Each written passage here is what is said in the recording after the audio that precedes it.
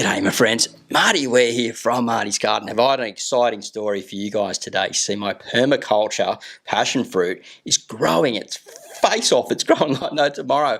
Ever since I planted the thing a bit over a year ago and created that first video, which you can go back, I'll leave a link at the end and down in the description how I'm growing this plant, but I'll give you a little bit of a rundown.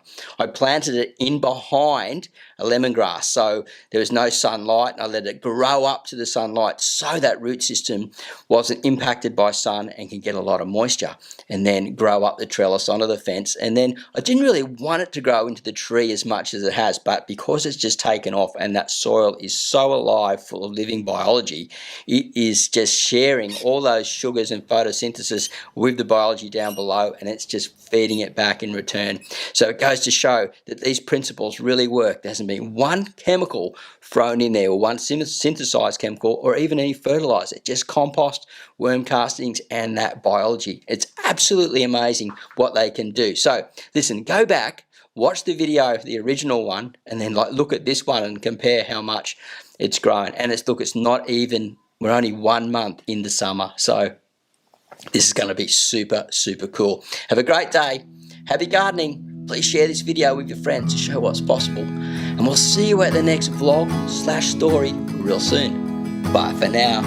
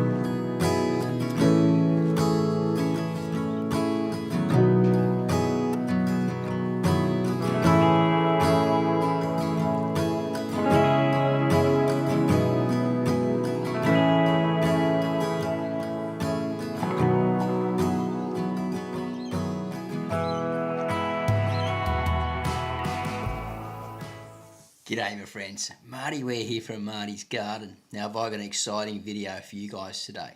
This is something that I have been putting in little pieces of my videos over the years about creating a balanced garden. Well, I just created this sheet of paper. I've been working on this new video and wanted to get it right. And so what we've got is the title, Mini Permaculture Ecosystem. Now I might come up with a better title for something like that along the video, but as I work I like to write down these bullet points, and the bullet points that I've got written down here to consider the elements: sun, wind, water, soil, and the seasons. Let's start off with the sun first, because the sun is our energy. This is what creates and makes things grow. This is what helps the photosynthesis kick in. This is what feeds the soil down below through photosynthesis. So the sun is very important. We need to watch that in our garden, especially in a new garden. We're still getting used to the seasons of how the sun moves over, when it's higher in the summer and lower in the winter, and how we can take advantages of that. So we need to watch our sun to plan accordingly to make these mini ecosystems. Now the next part is wind, right? You see, wind is super important because we don't want to stop all the wind, because then we're going to have fungal problems. It's going to get too hot and it's just not going to work. The garden's not going to work. What we want to do is break the wind up. So if we've got like a strong concrete wall like this, and the wind comes in, it hits it straight up, it goes bang, hits it and rolls over and then spins out and keeps accelerating. I actually seen waves like do that in the tsunami. Energy works like that. Wind and water works like that. But what we do is we create these windbreaks down the cooler ends of our garden, and we actually have it thinned out, so when the wind hits it, it splays out and spreads out and slows down. And that way we get good air circulation, and we're also starting to trap some of that heat from the sunlight. And I've got like a little fenced off area down the southern end of my garden where the cool winter winds come through, and I block that off, slow it down, and allow that heat that's coming through from the sun to be trapped in there, especially in the winter time when I want to keep growing these subtropical and tropical plants, because I really struggle here. I'm right on the temperate and subtropical, so pushing the edges with these ecosystems. But you can see from my plants that they're doing quite well, right? The next one is water. I've got my list here, water. Now, water is super important, obviously. Without water, we're all dead. Nothing will grow. So we need to understand water, how water works. Well, I like to have water I prefer rainwater, right? Structured water. If you get a chance, check out structured water on YouTube so you get a deeper understanding. But structured water is water that basically falls out of the sky and can be made in many different ways by imitating what falls out of the sky. When it falls out of the sky, it's picking up nitrogen and oxygen and creating a lot, like really makes the soil just take off. Everyone knows how good things look after the rain, and even drinking rainwater just tastes different, right? It's got this different element to it. It's got this life to it. It makes things really grow.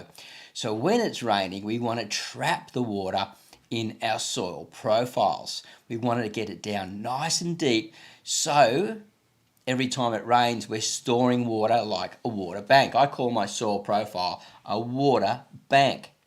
And what it does is every time it's going down and you're building your soil profile, it's going down deeper and deeper into the soil as your soil is getting better and better and holding and storing in the soil. Now, if your soil becomes hydrophobic and there's no life in it, the water just runs away. It does exactly the opposite.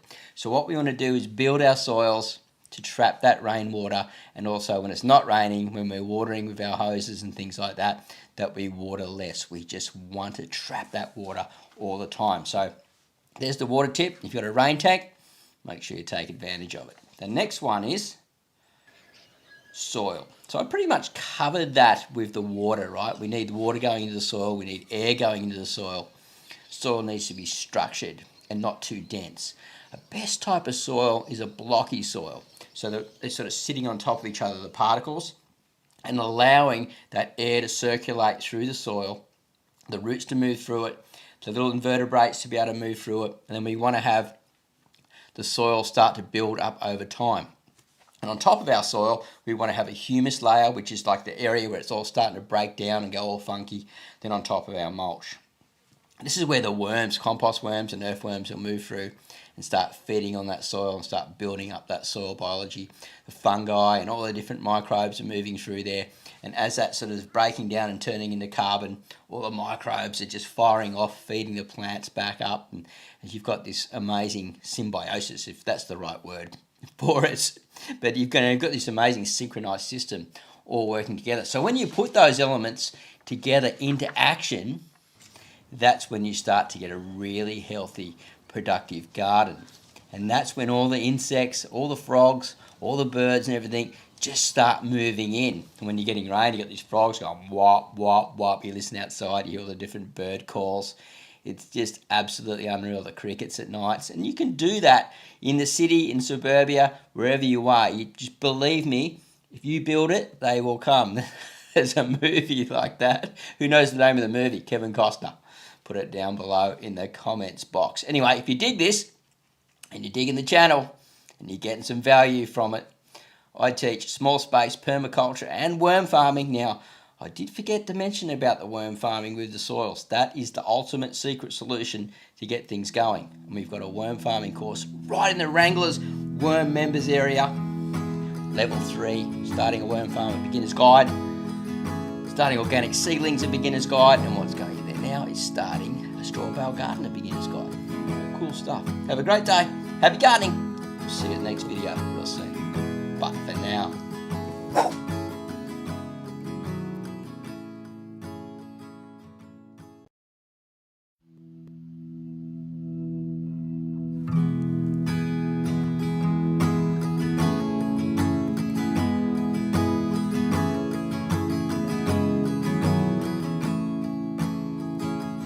g'day my friends. friends, Marty Ware here from Marty's Garden. Have I got an exciting video for you guys today? Yep, this one is truly a ripper with a great story behind it. And if you love growing plants, you love unusual edibles, and that are tough and hardy and look absolutely awesome, attract lots of bees, lots of pollinating insects, and it's something that gets a lot of attention from your friends, and it's pretty hard to kill.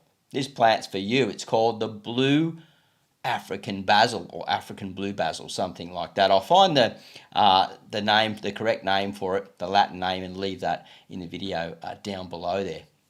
Now, this plant has an unusual story because I saw it growing at my friend's place, Waz's, in his front yard, and it had been there over a year. It never stopped flowering, and I'm like, something unusual about this plant, because basils normally, you know, they're annuals. They die off after a summer, seed up, and they're done and dusted, right?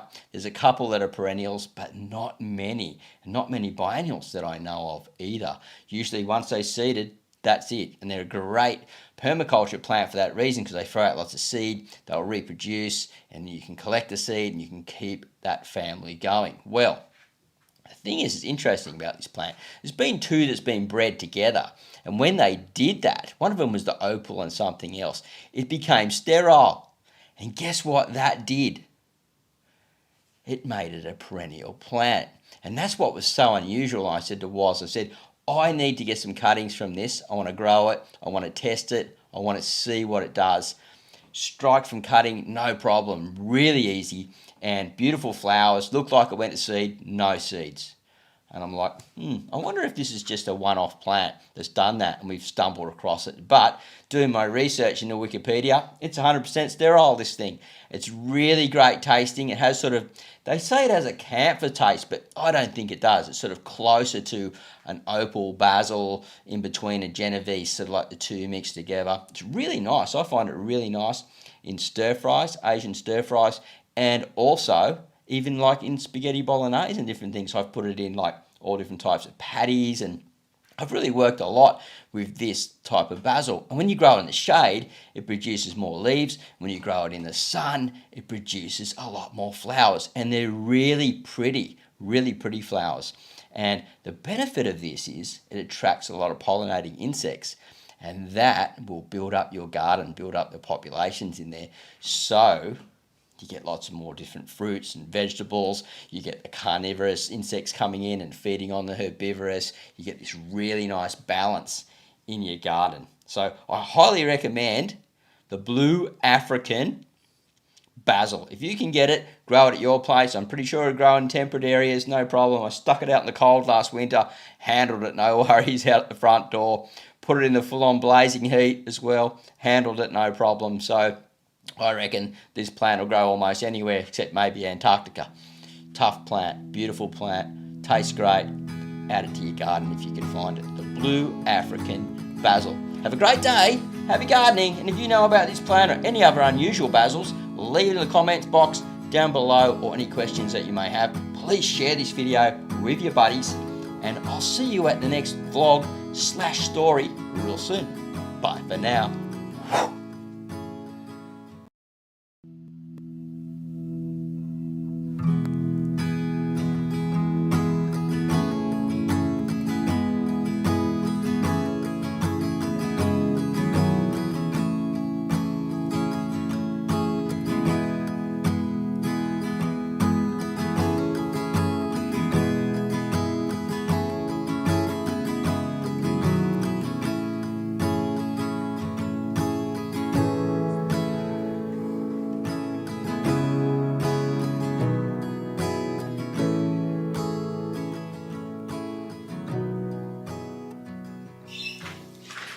G'day my friends, Marty Ware here, Australian agricultural horticulturist, coming to you with another story today about papaya. Yes, I grow papaya in my little small space garden here on the mid-north coast of Australia, permaculture style. I've got my companions down below, and I've got it in a spot where I'm creating my own mini ecosystem to make it nice and warm, because papaya need more warmth and they need really good soils, drainage. and good food in the system, like a living food, to get that flavour right. And when you get that flavour right, boom, I remember the first time was in Bali on one of my surfing journeys, and I ordered a tropical salad. And I remember eating the papaya, and all my friends go, that's papaya, how good is that? I'm just going, that is just the bomb. So I've been on a mission to grow it ever since. And I've started a whole lot of new seedlings this year, and what I do is I choose the little short stumpy ones with a thick stem, and they're the females, and the taller lanky ones are the male. You just need one male to cross-pollinate if there's no other papayas around. You just need that, otherwise you won't end up with nice tasty papaya. Another thing you need is good drainage soil. Now I started mine by creating a straw bale garden, a different type of straw bale garden where it's an above ground garden that eventually becomes a lasagna garden, and you keep growing and growing and growing until eventually you start off with small plants, edibles, until you end up with something like papaya growing out of it, right? And they just grow like no tomorrow, because you're building up that soil profile, the biology, you're feeding the soil and not the plants. And the plants will reward you with that. And we end up with hardly any pests and disease problems. You know, we do still get it, but much less from my experience. So when you have a really good soil, you need a good draining soil or a good sandy soil with plenty of humus in it for papaya. And they don't like to dry out, right? They don't have a big, massive root system. And if it gets really windy, they probably can blow over. They need to be in a nice protected spot with plenty of sunlight, so those big massive leaves can photosynthesize, sending all that carbon and sugars down into the soil below and feeding that soil biology. So then all the microbes and everything start getting all that food and sending the sugars back up, and then it ends up in your fruit. So just before you harvest your fruit, you've got to look and see if the nodule at the tip of the fruit is browning off and the fruit's starting to go a bit changing colour. And when it's about halfway changing colour, grab it. Grab it before a possum or a bat does. Generally, I've got mine hiding under the leaves as much as possible, but every now and again, other things like to eat them. So I get them when they're about halfway through. Not too green, because you don't get the sugars into them then. But if you get them at the right stage, boom. Red papaya smoothie with banana. Just can't be beaten. Anyway, keep following the stories here at Marty's Garden. Hopefully you got something out of that video. Plenty more coming on the way about growing, gardening, worm farming, and creating these delicious gardens in a small space, permaculture style, sustainable, agricultural. Well, it's all in a small space garden. And it's pretty hard to believe there's that much food in here, but there is. Make sure you subscribe to keep on learning more, and I'll see you at the next video /story vlog real soon. Bye for now.